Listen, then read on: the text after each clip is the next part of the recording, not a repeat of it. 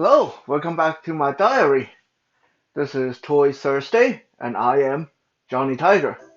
This is week number 7 of the 2020 coronavirus quarantine, staying at home, social distancing, making the world better by staying away from people.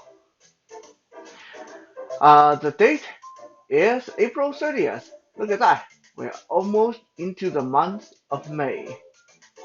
And holy mother, what is that saying? Who is this? Who is this scary looking creature in front of the camera? Now, I wonder how many of you would actually recognize him. Probably not many, because he is a very old action figure and a lesser known character that many people may not really know about. So let me tell you the story of Sansker. John Sansker was born somewhere around the French Revolution, although he may just be a lot older. For the most part, people in history know John Sansker as a very distinct gentleman. And then, when he got into the modern era, he became somewhat of a monster hunter, tracking down abominations around the world and disposing of them. Sound like a very stand-up guy, right? Well, in the comic, and by the way, he came from the Spawn comic book. In the comic, he finally got a bounty to hunt down the superhero Spawn, and it was during his battle with Spawn that it was revealed that John Sansker himself was an abomination, just like the creatures he supposedly hunted down for the good of humanity. He turned himself into this giant vampiric snake thing, which is the form you now see in front of you on the camera. This is Sansker in his true form.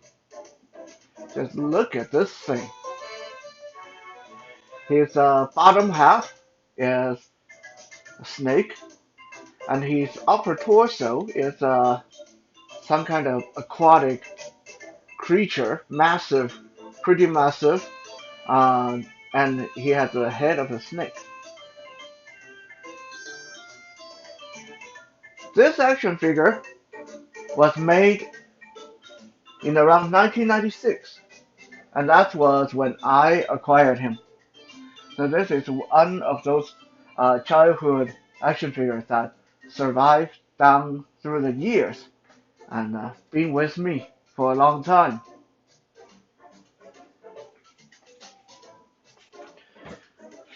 Now the reason I got him propped up on the ornament here is because he doesn't have legs.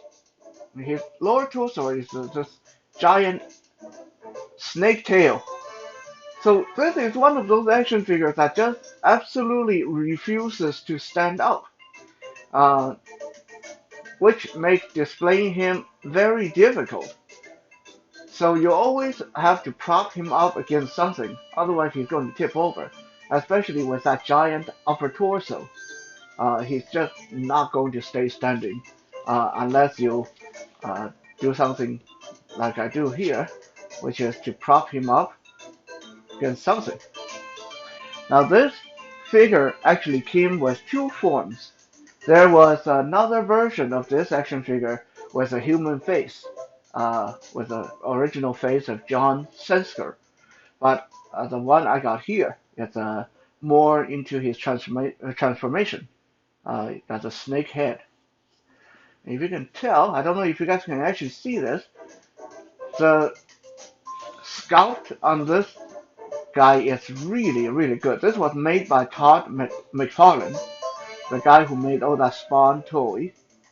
Now Todd McFarlane back in the 90s was like the king of action figure making. He made some of the best figures, and you can definitely tell. Like with this guy, all the striations, all the scales, the wrinkles in his skin, the musculature. Give him slow rotate so you guys can see him. Excuse my hand. I should maybe one day get a lazy Susan for this, so it's a little bit more professional looking. Very nice. It is a really, really nicely made figure. I hope you guys can actually see it on the camera. And this figure still have the original weapon that came with him. Came with him. This is a like little wooden club, or a stake. Maybe it's a stake. It's kind of figures that he's disguised himself as a monster hunter, so he might have a stake, so he could kill other vampire.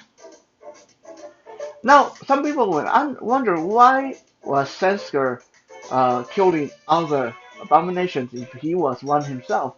Well, as closely as I can figure, because I never actually read the comic myself, as far as I can figure, he did that so he could absorb their energy, so he could steal their energy for himself.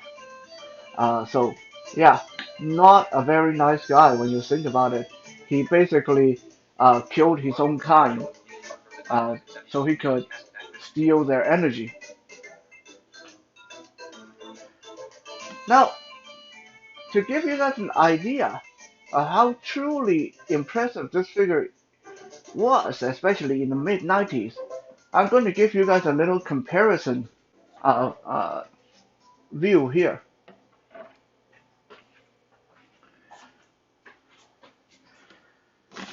Oh, yeah, like I said, he falls over very, very easily. Yeah, reposition this. This is Havoc from the XMen. Now he is what we would say maybe a standard human size guy, about the same size as Batman or Superman, or just about. So I like to use him for comparison because he's got a nice simple design. Basically a guy in a leather jacket and tights. And so he gives really good comparison. Now you can see standing next to Sansker here, Havoc is quite a bit smaller. And Havoc is not really that small of a guy. Like I said, he's always portrayed about more or less the same size as your generic standard superheroes. But Sansker here is like almost twice as wide as him, and like one of Sansker's arm is almost as big around as his torso. Let me give you guys a comparison view here. Let me put Sansker's arm down, and give you guys a view here. Sansker's arm, Havoc's body. Yeah, quite an interesting contrast. How big this action figure was. And Sansker's hand can literally cover Havoc's whole head like that.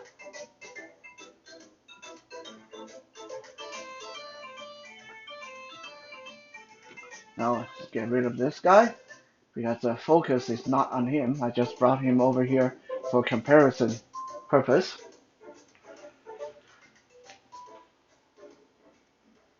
Take a guess how much Sansker cost back then when I bought him. Hefty, big, hulking action figure like this guy. Put a weapon back in his hand.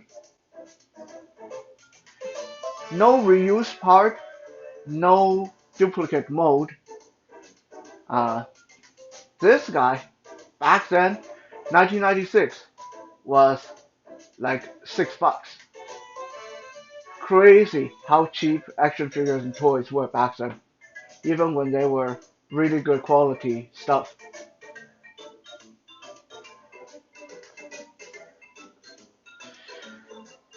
Now, back in the mid 90s, there was no Google, or at least I didn't know about Google. There was uh, very few people that had computers. So a lot of people may ask, being totally blind, how did I go about acquiring my action figures? I mean, obviously I bought them, but how did I go about deciding what action figure to acquire? How did I go about uh, go to the store and pick out the figure I wanted? And to most of you, maybe you never even thought of that. Because to most of you who can see, it's as simple as walking into the store. Maybe you already seen the picture of the action figure you wanted on TV or at a friend's house, and you just go to the store and see it on the shelf and you take it home.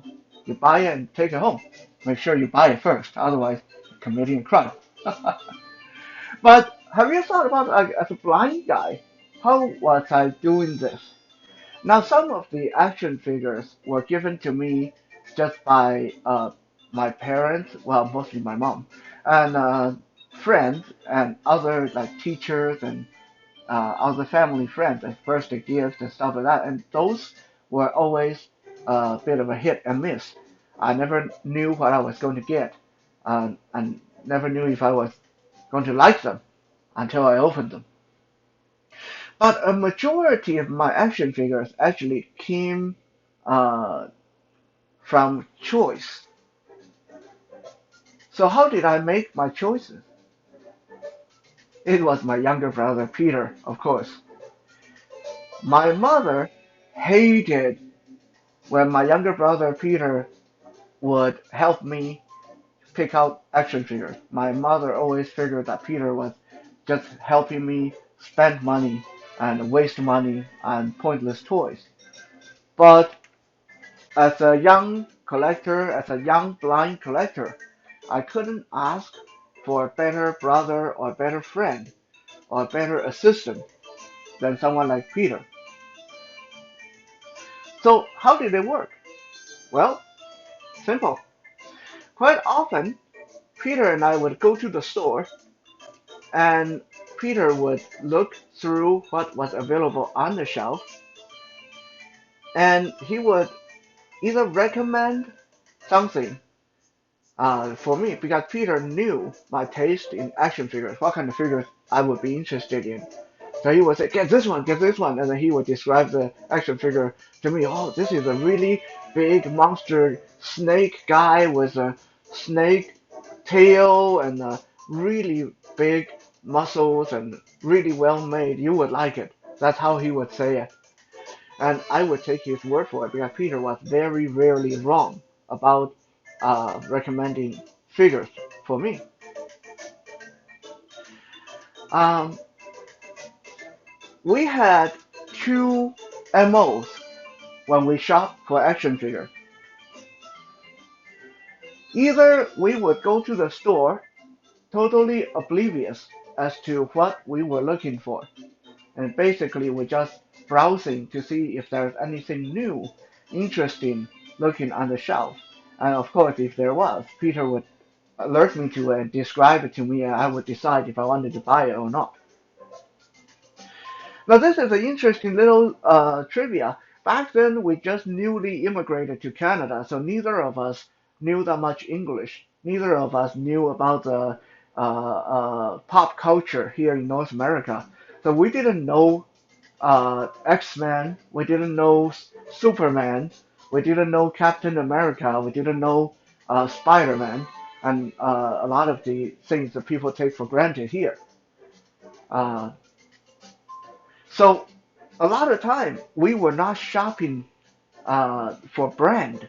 We couldn't just say I'm into Captain America, so I'm going to go into the store and see if there's a new Captain America action figure, or if there's a new uh, Marvel superhero action figure. We didn't know any of that. So a lot of time we were really doing it just by the look of the action figure. Peter would take me to the store and we would go down the aisle and he would just go through all the action figures and try to describe what he thought would be up my valley. And so we ended up with a very wide ranging collection, mixed collection with all kinds of supervillains and superheroes and characters that we really had no idea who they were.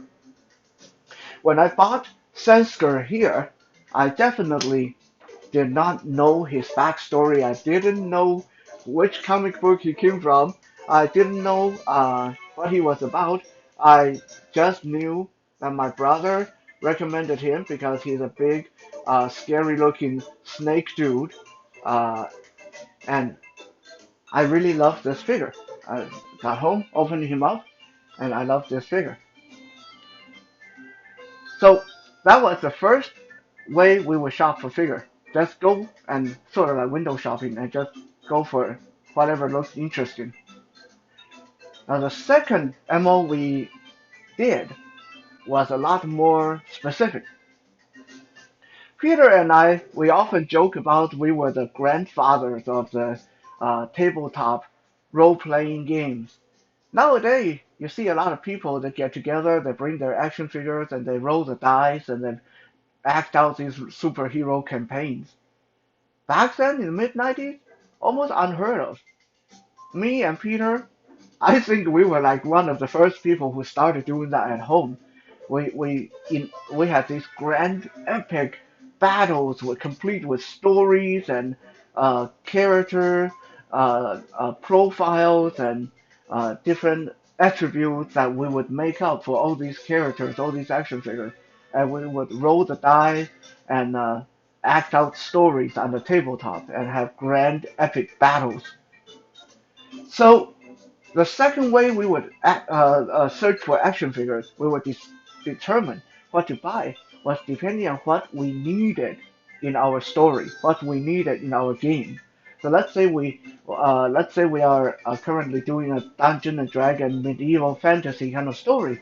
We would say, well, okay, we have a lot of warriors, but we kind of need a thief. We need a skinny uh, rogue kind of character.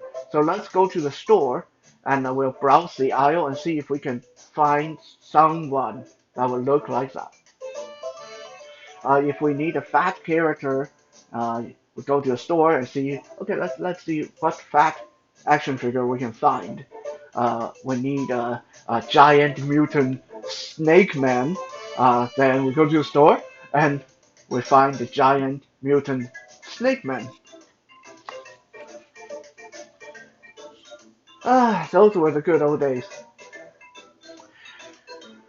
Really, nowadays I can go online, read the description, read the reviews, and able to buy action figures on my own. I no longer need someone to go to the store with me to describe them for me. But you know what? It's just not the same. It's not the same as going to the store with my brother, and neither of us know much about anything, and just go by what we liked, and then we would take that new character home and make up our own story, our own background for it. That's probably something that I will always treasure and something I miss the most about my childhood. With that, I will bid you farewell. Stay safe, stay strong, and stay healthy. And we will come back tomorrow for Fitness Friday.